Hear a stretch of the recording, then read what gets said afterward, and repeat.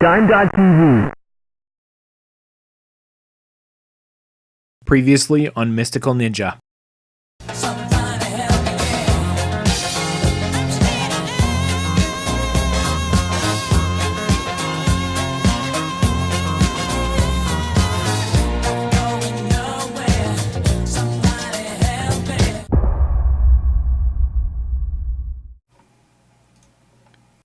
Well, hello once again, and welcome back to Nathan Plays Mystical Ninja starring Goemon. My name is Nathan, and this is Mystical Ninja for the Nintendo 64. Admittedly, it's been a couple of weeks since the last installment, where we cleared out the Haunted Toys Castle, and that's largely been because of Breath of the Wild on the Switch, for which I make no apologies. It's a fantastic game. Anyway, back to this one. We're in EO2 once again as we leave the castle, and I set out on my journey once more and immediately fell down this hole, but fortunately at the bottom of it, there's a silver fortune doll. And it's enough to increase my strength gauge by 1. That was the last of 4 that I needed for that set, and now it's complete. This was, I believe, the room that I passed by on my way to there, so that kind of crosses off one mystery, which is nice. I had made a mental note to myself to come back and check that out. And we have to switch back to Ibisumaru to be able to shrink and get under these sort of fences again, I guess you could call them. Sort of Mario 64-esque structures. And that drug paraphernalia thing is spitting fire at us once again. The other thing to check out in this region was just what was further up the road around this corner, and so I wanted to do that, cross that off my list before I left. And it's just a cute little hot spring here. Just a nice little rest area. It doesn't really seem to do a whole lot, so I took a little bit of a Just took a dip and relaxed. Just be present and mindful of my surroundings. Then it was time to move on. I figured that just heading back to the last town that I had visited was probably a good place to start from. Gathered some clues there and see if we can figure out our next move. Not a Wado. That's the first one.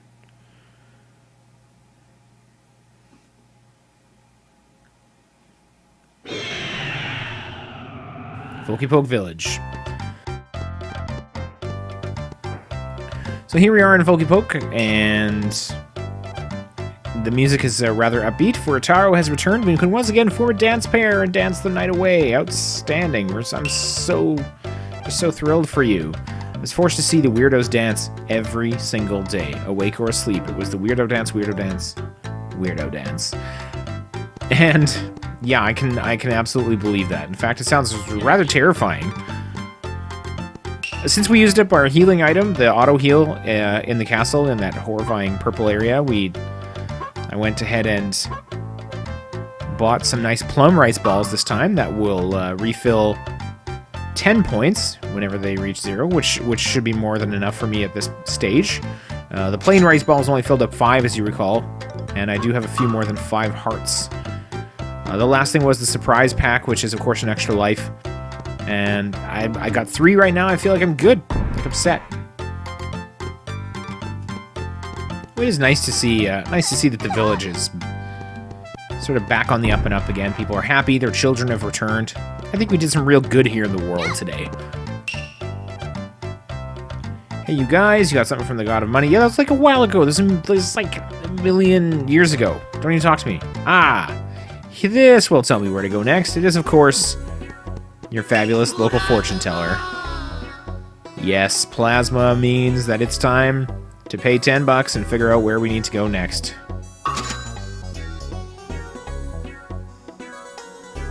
He performs the incantation, does his dance, gets in one more of those, and tells us the Chogoku region in the west of Zazen Town in the caves of Akiyoshidai. Found in this region, you will find a cracked door. It's a little bit grammatically odd, but we'll work with it.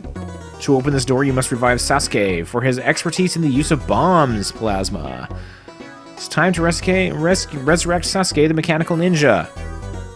Now, as you recall, we were given the inert body of Sasuke a while back, claiming that we were told he'd fallen from the sky, probably as a result of the explosion of the old man's home. He unfortunately did not have any batteries, And I suppose that's going to be the next thing to do, is to find batteries for our little robot ninja friend. So it was decided then to warp back to Zazen Town using the dragon and start to ask around here. I spent quite a lot of time running around aimlessly outside of town, which was boring, and I cut it all out. Instead, coming straight to this child. When I finally got back from the Flake Gang's place in the Shikoku region, and yeah, as you recall, this door was not... we couldn't go through it earlier. But now it can be opened. And there's a hint that maybe the batteries are beyond it. At any rate, we have another region to explore, and as you can see, it's kind of a fun, sort of towny place here. We have kind of a catchy, upbeat tune to send us on our way. And a locked door, which I guess we'll have to come back to later, as we have no keys. Enemies here are more of the same that we've seen before. And here we see our first cracked door. Possibly that's another thing that we're going to have to investigate once we can come back with Sasuke in his completed form.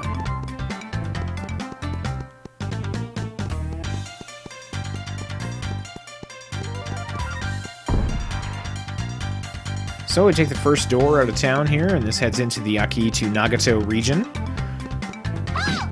We have more of these drummer bomb thrower fellas, which are not too difficult. You just have to sort of get inside their range, as always. And you have a very cool looking bridge up ahead, overlooking a torii gate sitting out in the water there. That's kind of neat. Of course, I have to investigate nooks and crannies where possible, just to check for more of the fortune dolls. I did see a ledge down below, so we're going to try and hop down to that. There's a ladder, it looks like, in case I miss, which is likely. Okay, I think it was around here. No. Oh, man. But fortunately, there's a nice earth ramp leading out of the water to easily get back onto land. And then to fall off repeatedly, because I am a clumsy oaf who doesn't know how to work an N64. Yeah, there we go. Just keep falling off there.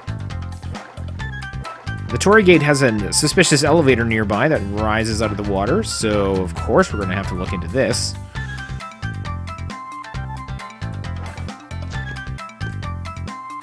And like, who hasn't wanted to stand on top of a torii gate? Well, it's another fortune doll, but the camera's going to be not my friend in this segment. Because riding the elevator counts as movement, the camera doesn't change, as you recall, until you stop moving. But you're moving up and down all the time, so the camera's just not going to change for you. So you kind of have to blind jump it, almost. It's a very challenging thing to line up. But once we're on it, we can very carefully and slowly walk to our destination and do a little cheer. A little dance there. So, making my way back to the ladder and back onto dry land, we headed toward this excellent wavy bridge. And that was kind of really the only thing about it. I mean, it's cool. Nobody to fight. Whatever. Just take it in.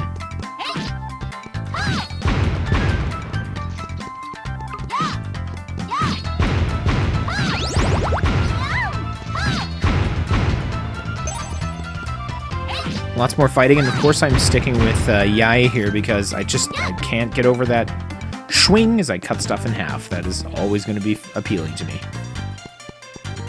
So I apologize if it annoys you. You have to put up with it most of the time. But I think it's cool. And I'm the one playing the game, so. Here we enter the Hagi region, which is a little more of a linear kind of towny-looking area. It was really, really boring, and it only has 2 exits, so I just skipped through most of it. There's really nothing going on there. There weren't cracked doors to worry about, seemingly. This one opens up into this rocky area, the name of which we heard earlier. Akioshidai, I think. Kind of a highlands region here. And filled with some interesting new enemies. One is that sort of burrower that you saw there. They are terribly annoying. Tend to pop up and shoot at you like an Octorok and then run off. Where they can't be hit. Thanks, guys. We also have these new sort of kite-looking friendos there. But they're much less of a nuisance and much more easily dealt with.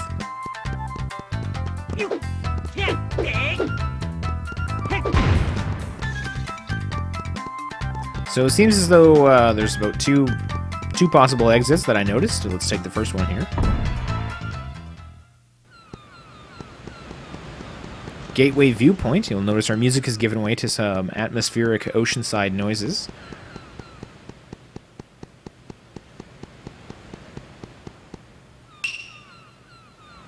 Kyushu is on the other side of this bridge. Note that for future reference, I suppose. But unfortunately, the bridge is blocked off. Seems we'll need to accomplish something else before we can head on to Kyushu. Once again, we have an opportunity to just sort of drink in the region before we get back to the madness. Back in the Aki region, we're going to head to the other exit, which was sort of further down. Kind of descending there down a path. While I scoop up a couple of strength enemies, the name of which escapes me right now. I mean, they're Dango, I guess. They're mostly not a threat to me, but I just can't resist trying to swat those things. Now, it's interesting, because this road looks like it isn't actually going anywhere, and yet when you get close to the end of it here, you find a door. The entrance to Shuhodo. Right around the corner. Why would you make a road all the way up to the mountainside? Not just to the door. Why would you do that? The cave is very dark and very gloomy. And more than a little bit spooky. But the enemies are still brightly colored, and we can kind of use them as guideposts. I just hope I don't run into any more ghosts. But that's okay, we have a camera to take care of them too.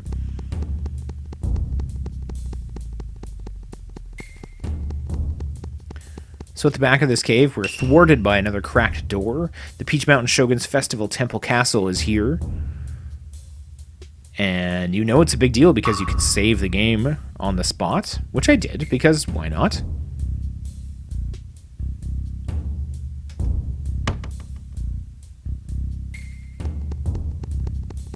But unfortunately, we still have no way of getting the door open, which means a lot of backtracking for me. All the way back to... back through Aki back into Higa, and there was another exit here. Higa is still boring, but the exit's not that far away, so no editing for you. It's a big travel day for us here today at Mystical Ninja.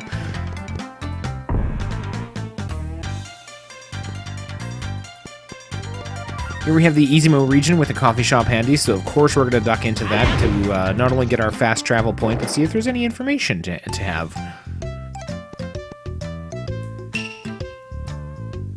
Just trying to go in the direction of Kyushu. There's this strange wall. Yeah, we noticed that. Oh, what's that? The tube emit electricity above the waters of Inaba. At the oasis on the dune of Inaba, east of here. Electro tube floating that emits electricity. Electro tube, you say? Well, the only other thing is the old lady who sells us snacks that we didn't need. Now we do, but we don't again. So we'll just kind of continue heading through this region.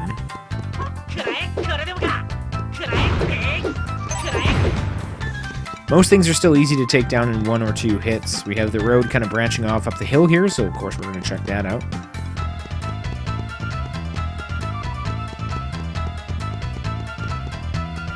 Climbing, climbing, climbing.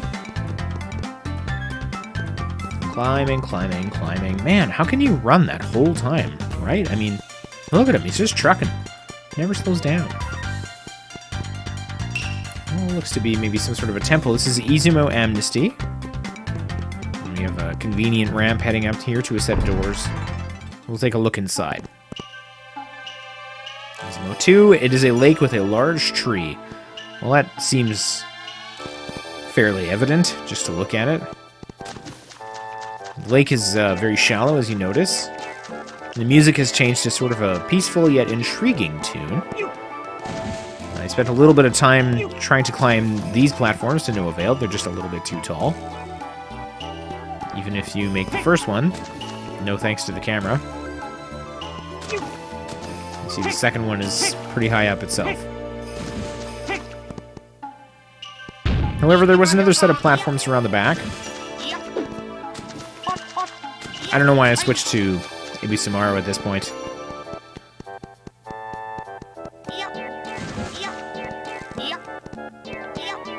So we'll use him to head up the much easier to navigate platforms that bring us around to the kind of canopy of the tree here, in which we can, I guess, carefully sort of, let's experiment, let's try. And hop on. Yeah, look at that. You can climb that, head right up to the top. No big deal. Alright, we're at the top of this tree. Now what? It looks cool, but nothing up here. Okay. Well, I guess whatever is in this place is something that we'll find out about a little bit later on, so I guess we'll move on for now. It's kind of nice, but just no ideas. Okay.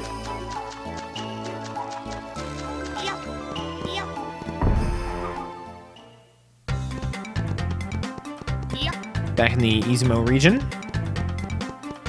And we're going to see if we can't take a little bit of a quicker way back down the mountain. Not over the fence, I suppose. We're going to hang a hard left. You can see the exit to the other exit to this area is way down at the bottom there.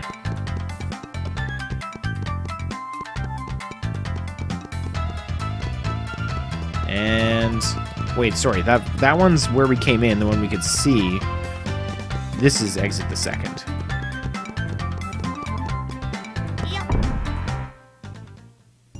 And it opens onto Inaba, the dunes. We heard something about this. Something about a crackling electrical tube. How curious. We have more of the burrowing enemies, and we're just gonna nope right past those. And mostly just walk for like a long time until we get to this oasis. Sort of intriguing here. There's some platforms in the middle that we're not really sure why they're there. The silver fortune doll off to this side, so of course we're going to scoop that up. Watch him do his little happy dance. And in the middle of the region, Sasuke's #1 battery. Now, the existence of the #1 in that title implies that there is a second battery somewhere. But I was at a complete loss for where that thing might be. And as a matter of fact, I had spent a lot of time playing at this point that I had mostly edited out for your viewing convenience. And so I had gone back to Zazentown in order to save the game and maybe just sort of pick it up next time. It was a little bit of a disappointing end to the video, and I wasn't really satisfied with that. So a couple of weeks after recording this, dear watcher, I confess, I looked it up on GameFAQs. And we're back in action. There are indeed 2 batteries, and it turns out that the answer to finding the second one is not really something I honestly would have guessed in, I think, a very long time. When I read this, I wasn't sad that I looked it up, because it's not something that it just wouldn't have occurred to me very easily at all. It turns out that the second battery is actually at the top of this tree. Why can't you see it? Because we haven't used the camera. That's right. Apparently, anytime I come to sort of a strange area, I need to be using that camera to make things, to see if anything appears. Having picked up the second battery, the narrator says, Electro Shine, unite!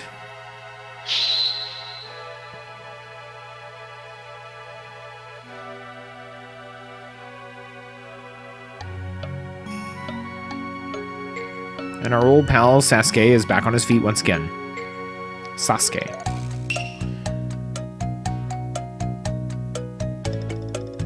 Well, it sure is. What in the world am I doing here?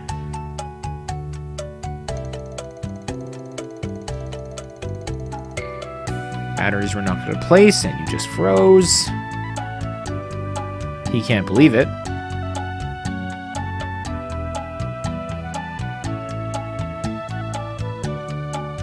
Well, that's very convenient. Having trouble remembering. And we'll have to head back to Wise Old Man, but bad news there, my dude.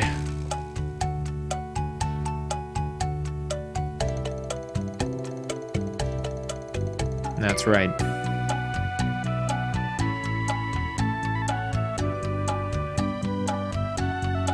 Sasuke's got a lot of catching up to do. And he's pretty mad.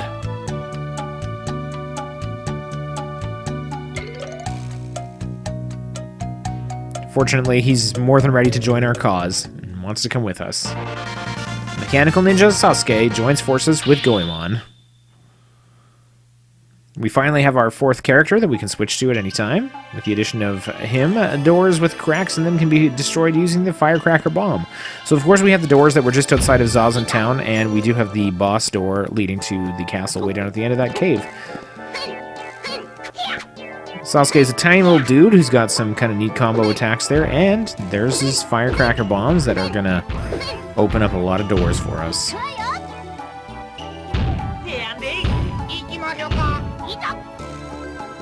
He's pretty cool, and I gotta say, I kind of like him. Once again, it doesn't seem like he moves any faster or jumps differently than anybody else. But he just kind of has this funny little way of running around.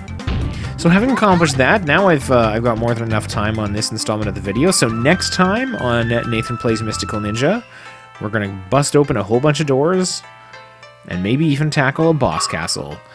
Stay tuned for that. Thank you ever so much for watching, and as always, see you next mission.